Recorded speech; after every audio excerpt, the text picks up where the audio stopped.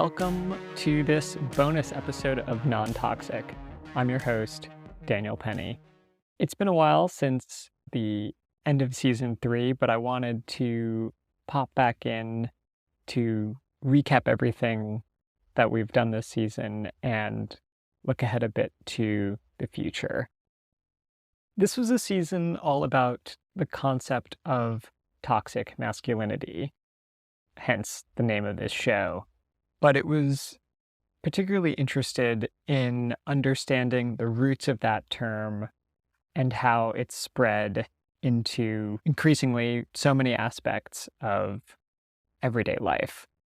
It's also a season where I tried to go a little bit further afield with our guests to get into topics that don't obviously have a climate angle on their face, things like skincare or body dysmorphia, in order to understand the relationships between this idea of a natural body and the natural world. I'm really proud of the guests we were able to have on this season. And if you haven't had a chance to listen, go back and check out those conversations.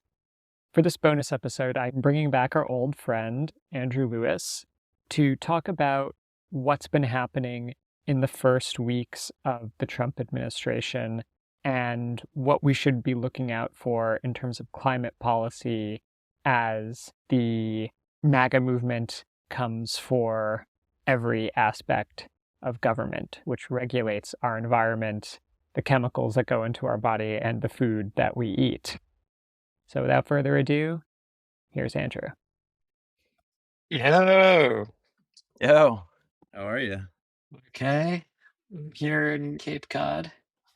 Cape Cod, nice. Yeah, I moved out here 3 weeks ago. I'm living with my uncle for a few months in Provincetown. Very peaceful, I'm sure, out there. Yeah, at this time of year, extremely peaceful. Yeah, One might even say dead, down here. but no, it's good. It's good. It's like you got time to yourself, do your writing. Provincetown has the advantage of it has a national seashore. So there's a lot of open space behind the town if you Yeah, want to like yeah. go to the dunes and stuff. Is it a pretty large area? Yeah, it's like a huge chunk of the Outer Cape is Yeah, is gotcha. national seashore. I saw my first koi wolf, which was huge. Wow, Walked right past our house. I mean, like the size of a Great Dane. I mean, I couldn't tell. It wasn't really? that close. Maybe I'm overstating it. Maybe not Great Dane, but like husky. Interesting. Are there many of them, or I've only seen the one, but they've been known to snatch up people's little furry white dogs and cats and stuff. that's about right? But yeah, it's an adjustment to say the least, and it's a weird time to be moving back to America. Yeah, I mean, well, whatever. You come back to the US and there's lots of fodder for Exactly. It's a great time to be writing about masculinity and the destruction of our planet. So, that is true. silver lining. Absolutely. It's the best time to be writing about at least masculinity. We'll see about the destruction of the planet, but yeah, And what's going on with you? How's your house? it's good. Yeah, we're getting there.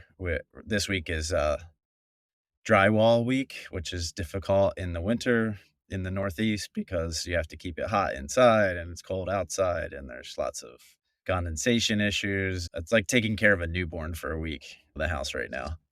Is this like a passive house, or are you building this according to some ecological principles? What's the deal?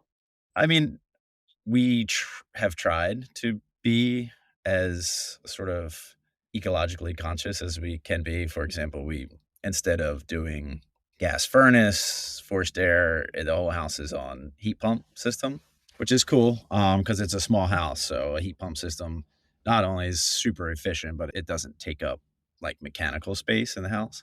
Mm, So that's really good. The appliances are all high efficiency appliances, mostly electric.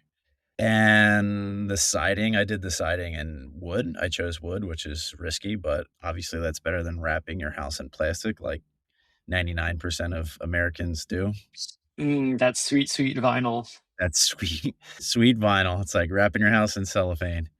Obviously, there are risks with siding your house with wood. It takes a little more attention and care, but it's really beautiful. I mean, everything out here in Cape Cod is it's all wood shingle. Yeah, yeah, exactly. It's very similar. I wish we could have done it in cedar shake. That would have been the best, but that's ultra expensive. So we did the next best thing, right? It's called thermally modified wood, which is basically everything you see in Scandinavian countries like Denmark and Norway. Are you back then among the ranks of the underemployed journalists? Yes, I am. Welcome back, I'm here. brother. I got there's nowhere else for me to go, so here I am. What's on your journalism docket at the moment?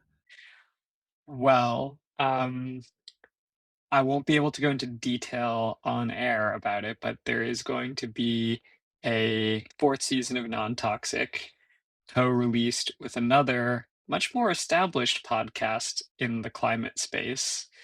And we're going to be doing a six-part mini series together Sounds coming out hopefully around Father's Day. Exact timing well to be timed. confirmed. More reporting, more like on the ground scenes, Great. and yeah, I want to do it big one last time. So you plan on field reporting a lot of these episodes, you think? I don't know about a lot, but at least a few will include some field reporting. Awesome. Persistence pays. Yeah, Stick with it. I thought maybe like we could chat a little bit about what's been happening in the world since the last episode of Non-Toxic. I thought it might be worth thinking about the coming years, which will be long years and crucial years under the Trump administration.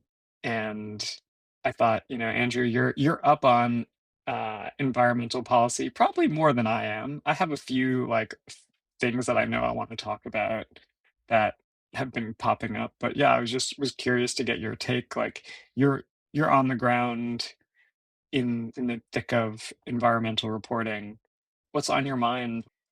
What should people be paying attention to? I think I think people should be paying attention to the impact of the bluster of all of this. I think there's no doubt that the EOs, the executive orders, are incredibly problematic for the agencies and are, a spanner in the works and will grind things to a halt.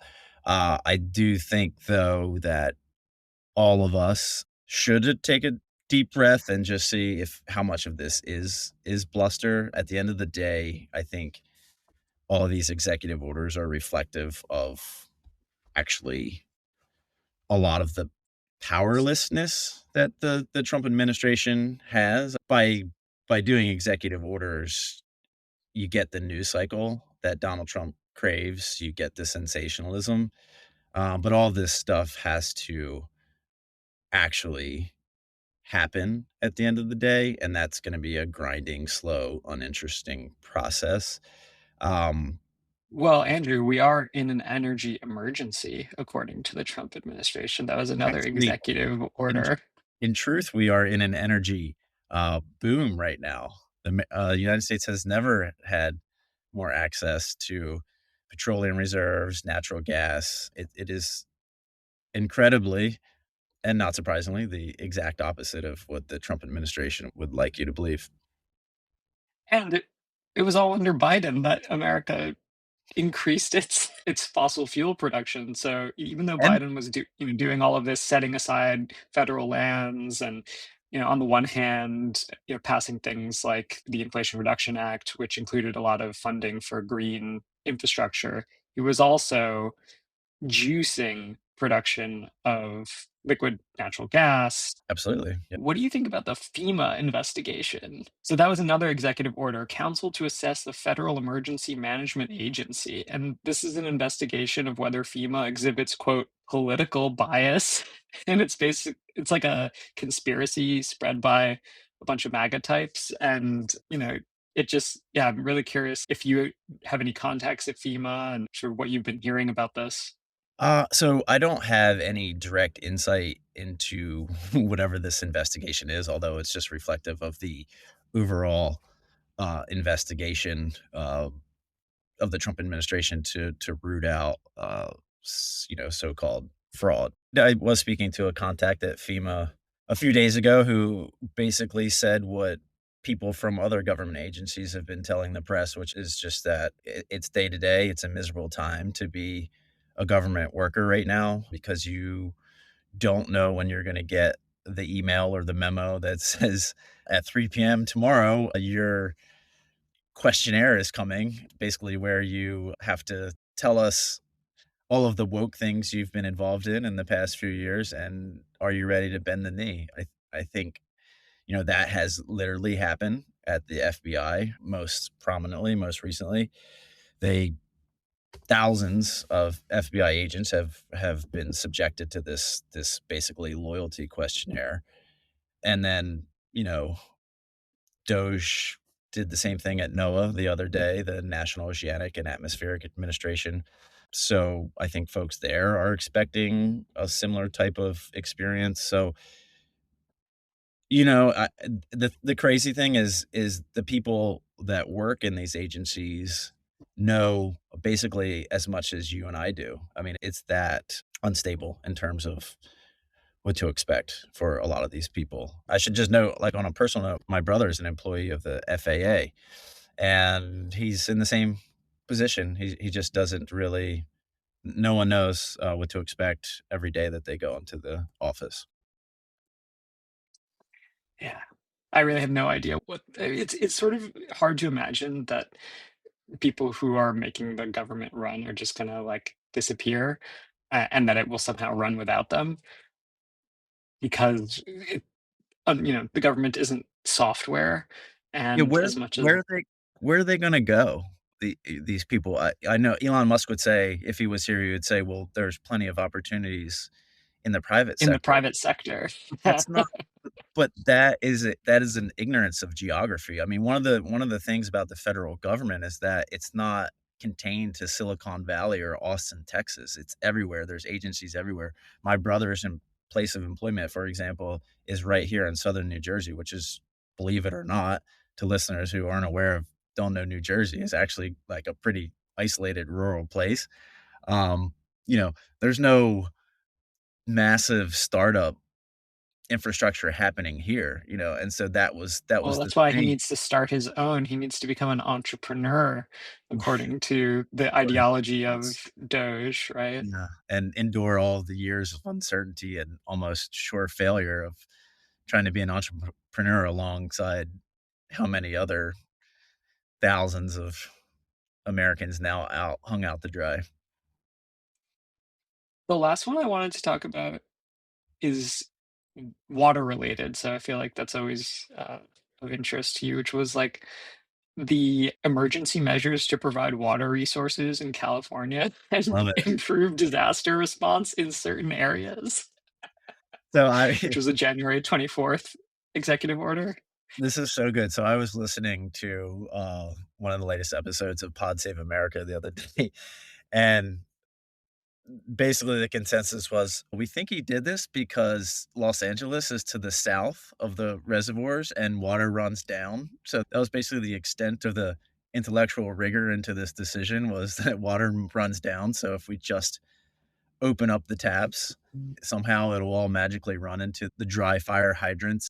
It's hard to imagine being that ignorant of the way infrastructure systems work in the United States. All of this is part and parcel with the shock and awe that the administration is trying to achieve. But at the end of the day, I mean, it's robbing farmers of the water they need. Whether those farmers should have the size of farms that they have is a whole nother episode and story. A lot of these people, I would assume, have been supportive of the Trump administration, or they I seem was to. about to say that.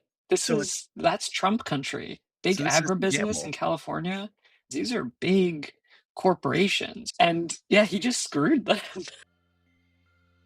You're listening to Non Toxic. I'll be coming back to my conversation with Andrew in a moment. First, a message about our sponsor, Blue Corn Candles. Blue Corn Candles make some excellent beeswax candles in Colorado, scented, unscented, tapers, tea lights, pretty much anything you need candle-wise. Great for ambiance, or if you're feeling a little apocalyptic and you think the power is going to go out. Use the code NONTOXIC20 for 20% off your first order. Now, back to my conversation with Andrew. So this was the year that we eclipsed 1.5 Celsius degrees of warming. And, I was just thinking about the next year, the next 4 years. Been hearing Bill Gates talking about how, like, really, 2 degrees is okay. And, even three wouldn't be that bad. I think looking ahead, we're going to continue to shoot past 1.5 degrees Celsius of warming. Sure. Predictions are the worst kind of journalism, but I am asking you to look into the crystal ball, Andrew, and tell me, what do you expect for the next few years as you're covering this climate beat? What are you going to be looking at as a key indicator or a story that you think is going to be breaking a particular way? Mm. Yeah, I do. I hate could be, should, would be journalism. It drives me insane. But I mean, I'm sure in the climate journalism space, in the environmental space, it's inevitable to write those types of headlines or sentences. Yeah, no, I think the place to look is our food systems over the next several years. I mean, those are going to be the key indicators of the impacts of climate change on society. I mean, it's like, a coral reef bleaches, dies out. That's not really going to impact Hmm. someone in Kansas, but as the entire ecosystems shift in the oceans, the world of seafood is already in crisis because of species shifts. Lobster in the Gulf of Maine is a good example. They're doing okay in northern waters, but they're almost completely gone from the waters off of where you are and where I am, New Jersey, Massachusetts. They hardly exist anymore, and that has taken a toll on human communities. And then on land, drought, rainfall, even all of these extreme events, storms, severe storms, hurricanes, they bird flu, it all impacts the food that all of us eat. Food is the great sort of bridge across global societies, and food is so intricately intertwined with weather patterns and then the greater climate shifts going on. So you're going to be focused on food systems. Like, is that where you're headed, do you think, for the next year? I mean, I'm interested in that. Obviously, I'll write about all sorts of things. I've always been focused on marine ecosystems, so I'll probably be specifically looking at seafood.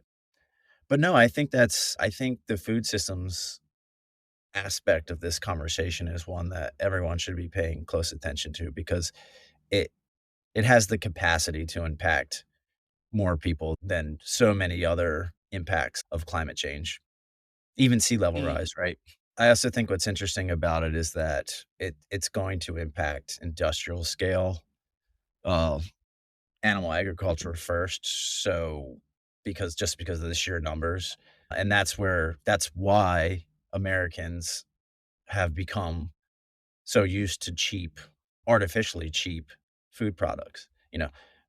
The cost of eggs and beef and chicken and all the rest prior to this bird flu crisis was so low, you know what I mean? That does not reflect the cost of what it takes to raise, slaughter, and distribute, animal products. So, I guess the irony is that these troubles are coming after the systems that have given us this artificial idea of the cost of our food. So it's like, once again, it's an argument for small batch farming, organic farming, that kind of thing, because those places are less likely to be impacted by mass disease outbreaks. I feel like for me, I'm going to be paying attention to the discourse. Yeah. I mean, come on, uh, I mean, masculinity, that I mean, shit, that's not just partially can be climate related, but that's a huge conversation over the next several years. It's going to be 4 years of death drive and eco sadism, Yeah, and we'll see if the planet can survive. I mean, obviously the planet can survive. The question is, like, how much damage are we gonna do in those 4 years? Like, the rest of the world is moving on. Like, Europe, they're still doubling down on climate mitigation and adaptation. China is the world's leading producer of climate tech at this point, mhm, or at least like the hard stuff. They're cutting deals with everyone left and right. They're going to Africa. And why would anyone want to deal with the US? It's like, to me, it's just so crazy. Like, the geopolitical side of it, like, it's all, we're making America great again. We're fighting our adversaries. But like, the reality is, like, we're fucking over our friends and making room for China to be the leader of the Green New Order. yeah.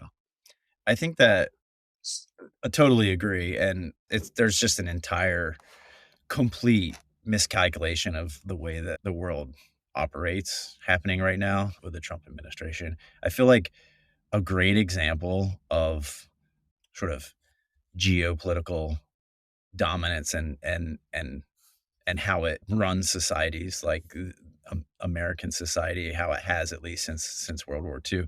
Um, so after disasters, and I'll just say, in the South, I was in Fiji years ago reporting on the after effects of a hurricane, and China was the first country there to bring aid supplies. So when there's a disaster that hits in a poor nation like Fiji, countries like China and once upon a time the United States, they send aid packages, and all the tents that go up to replace destroyed homes are branded with whatever country's aid agency that Mhm. is. Of course, that used to be USAID. That Which has been shut down. is to I'll get to that point. So, in Fiji at the time, all the tents clearly said, China aid, this is these aid packages are from China.